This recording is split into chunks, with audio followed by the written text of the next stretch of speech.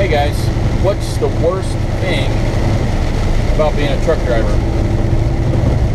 I think if you ask 100 different truck drivers, you'd probably get 100 different answers to that question. My answer to that would be waiting. I don't know if it's because I lack patience or if things that bother other drivers don't bother me, such as four-wheelers, people who drive cars and they get in front of you and go slow. That doesn't bother me. That's their people. But having an appointment for 3 p.m. and at 4:30 you finally see a door open up and you go into it, that's irritating. You know, I'm not sure if there's any reason to make an appointment if it's as first come, you know, will call or whatever. But since I've been a driver, that's been the number one thing that has pushed me over the edge, made me quit 2 companies because of the customers they dealt with would make you wait. And when I was with CR England, sometimes they would get you there one day and you wouldn't load until the next. And that happened a lot with the meat industry. It seems that the Tyson or whoever it was wouldn't get the livestock in to butcher and freeze, or just to butcher, until you were there. And that's understandable. They don't have the facilities to hold the meat they just butchered while a trucking company tries to find a driver.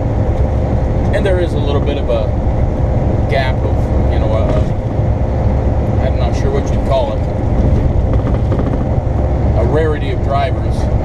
I mean, it's not terrible because they're not given huge bonuses, but sometimes they would, like in Fort Mill, Arkansas, they would get you there one day and load you about 23, 24 hours later.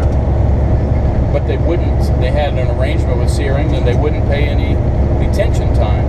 CR England was supposed to pay detention after 2 hours, but it was only if arrangements were made with the shipper that the shipper would pay that.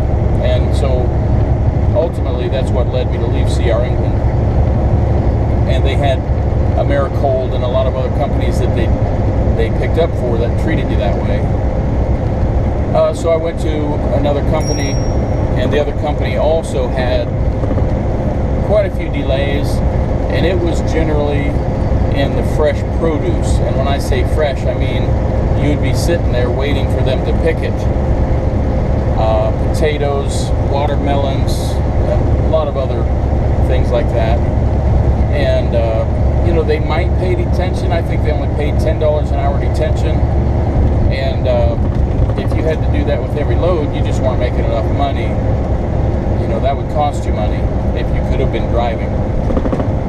And you try to plan your load so you have maximum number of driving hours, and then they make you wait, you know, 6 hours to load. Well, now you only have 5 driving hours because you had to drive some to get to the shipper or whatever the case was. So now I'm with this company, and only a few of their shippers are rude and inconsiderate like that. And the one I'm leaving now is one of them. They are the closest one we do business with.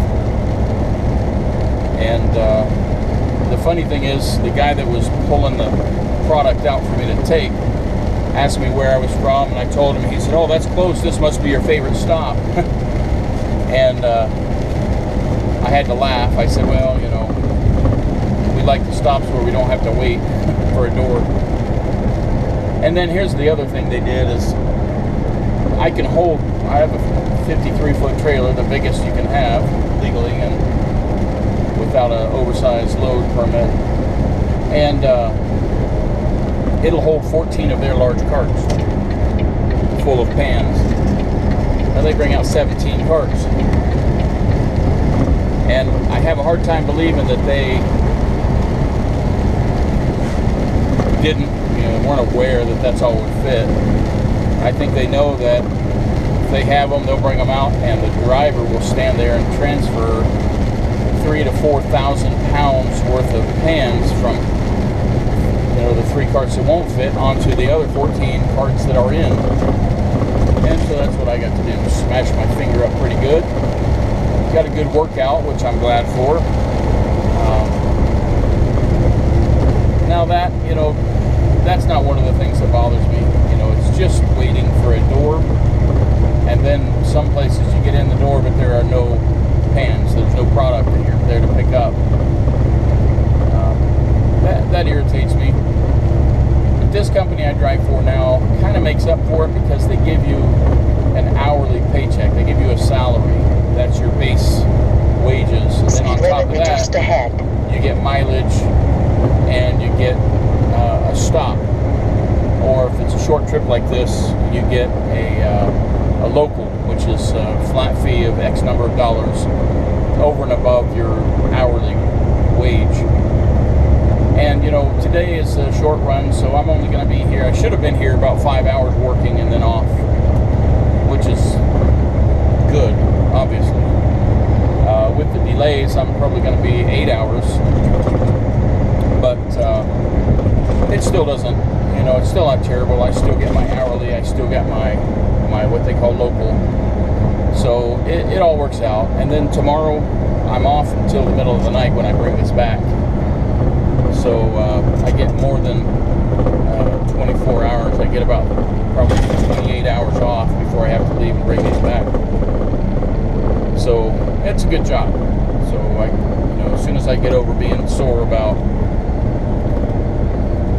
transferring the carts or the pans to other carts and waiting for the door, I'll realize this is a good job. It's a good company. They work with you, and they've got benefits, which I don't take advantage of, but because I'm a veteran, I don't need medical, and the rest of my family's on a different policy. So this company kind of gets it nice with me. They don't have to match anything except for a 401k, which I participate in, but most companies do have that, and I suggest you get in it, even though the stock market's getting ready to tank. That means for every dollar you spend now, after it tanks, it'll be like spending 5 or 6 on stocks. And then assuming it rebounds and recovers, then you have a nice chunk of change in there. So all those stocks that you bought for $2 are then going to be worth $3, $4, $5. So it'll go up exponentially.